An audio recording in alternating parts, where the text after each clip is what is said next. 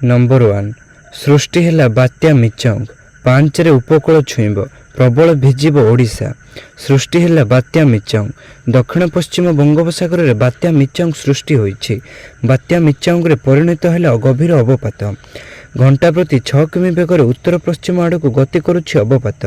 पंडुचेरी ठेरु 300 और चेन्नई ठेरु 310 किमी दूर रे बात्या। काली पूर्वाह्न दक्षिण आंध्र और उत्तर तमिलनाडु उपकूल पहुंचब बात्या। 5 पूर्वाह्न नेल्लोर और मछलीपट्टनम उपकूल छुईब बात्या। लैंडफॉल बेले पवनर सर्वाधिक बेग 100 किमी रहिबो। 7 तारिख जाए राज्यर विभिन्न स्थान में वर्षा हेब। सबु बंदर को नंबर 1 विपद संकेत जारी करा जायछि। 7 तारिख पर्यंत मत्स्यजीवों को समुद्र को मना। गंजाम गजपति रायगड़ा मालकानगिरी और कोरापुट रे 70 रु 200 मिलीमीटर वर्षा नहीं चेतावनी देइछि पाणीपाग विभाग। सेहीपरि नवरंगपुर कलाहांडी कंधमाल और पुरी को दिया जायछि येलो अलर्ट। 4, 5 और 6 तारिख में वर्षा परिमाण बढ़िबो।